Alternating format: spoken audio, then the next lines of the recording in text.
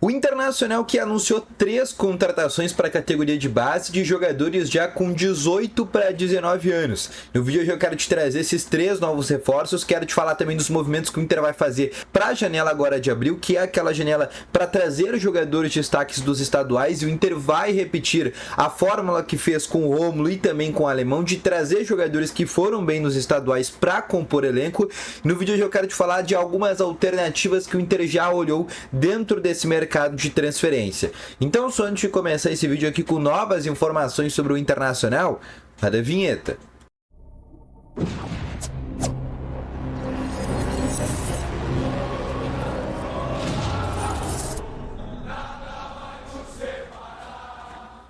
Boa tarde, colorados, começando aqui com novas informações sobre o Internacional. E só antes de começar com esse vídeo, não esquece já de deixar o teu gostei, te inscrever aqui no canal se tu não é inscrito e ativar também o sininho de notificações, que é muito importante, tá bom?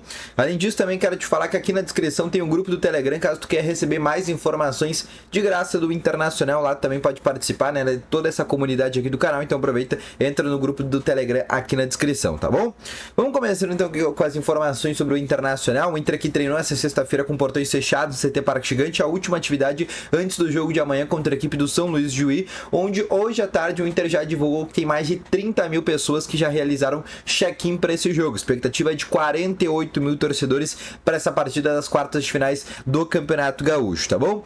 Mas o que eu quero começar te falando aqui é sobre alguns movimentos que o Inter fez para a categoria de base. Como a janela de transferência estava fechando, ela também serve para a categoria de base. E o Inter nesse último dia realizou 3 novas contratações, além da contratação de um novo treinador. Sim, o Inter contratou um novo treinador para a equipe sub-20, o João Miguel desceu novamente para o cargo de auxiliar, e o Inter trouxe realmente esse treinador porque achava que era necessário trazer essa nova figura, né, porque a equipe sub-20 do Inter já não tinha assim o mesmo destaque do que anteriormente. E quem assume a partir agora, né, como treinador da equipe sub-20 do Inter é o Pablo Fernandes, que estava na Ferroviária, mas já passou por alguns clubes como o Santos, né, já tem assim uma carreira há bastante tempo, e ele também, por exemplo, né, é um cara assim de mais experiência do que, por exemplo, o João Miguel, que treinava a equipe sub-20 desde 2021.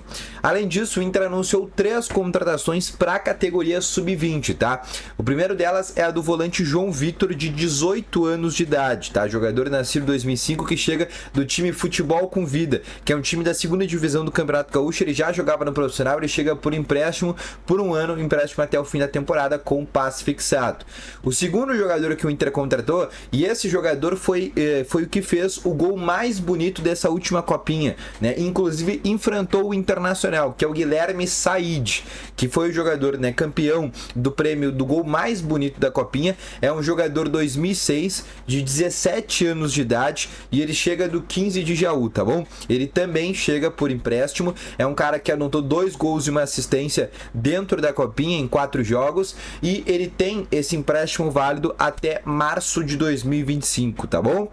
E o terceiro jogador que o Inter contratou, esse já o mais velho desses, inclusive pode, né, tem idade para jogar no profissional de sobra, né? A gente tem diversos jogadores do Inter no profissional com 19 anos. O Gustavo Prado, por exemplo, é um jogador que inclusive ainda tem 18 anos, mas o Inter também contratou o atacante Pedro Henrique, de 19 anos, que estava no Operário de Ponta Grossa, jogador 2004, e ele foi o vice-artilheiro do último Campeonato Paranaense do Sub-20, anotando 12 gols em 15 jogos, tá? Ele também é chamado de Pio, e esse chega em definitivo um contrato de 1 ano, tá bom? Foram os 3 reforços que o Inter fez nesse último dia de reforço, inclusive que tem idade para jogar no profissional, né? Um jogador de 19 anos, outro de 18 anos, e o Guilherme Said, esse um pouco mais jovem, ainda com 17 anos, mas todos esses jogadores incorporam já a equipe sub-20, tá bom? Outra situação também que eu quero trazer para ti é para falar sobre as contratações que o Inter vai fazer agora nessa janela de abril, que a gente está falando aqui de uma janela que abre daqui 3 semanas, que é uma janela que serve para contratar os destaques dos campeonatos estaduais. É uma janela nova, é a primeira vez que a CBF está incorporando essa janela dentro do calendário brasileiro, que é uma janela que serve realmente para os jogadores assim de menor expressão, de pequenos clubes, terem a oportunidade de incluir os mais grandes. E dentro dessa janela, o Inter vai usar uma fórmula que já vem fazendo há alguns anos, de contratar jogadores que foram destaques dos campeonatos estaduais, como foi, por exemplo, o caso do Rômulo, como foi, por exemplo, o caso do Alexandre Alemão, como foi, por exemplo, anteriormente, né, não deu um certo esse nome, mas o caso, por exemplo, de Jean Dias, e o Inter vai contratar esse tipo de jogador, um atleta que foi destaque né, do seu campeonato estadual, aí pode ser Gauchão, Paulistão, Mineiro, enfim, mas que tem essa possibilidade de vir para compor elenco, ser mais uma opção do técnico Eduardo Cudê, de um cara que vai chegar por empréstimo, sem custos, com um salário bem baixo. O Inter já olhou alguns nomes, inclusive, tá?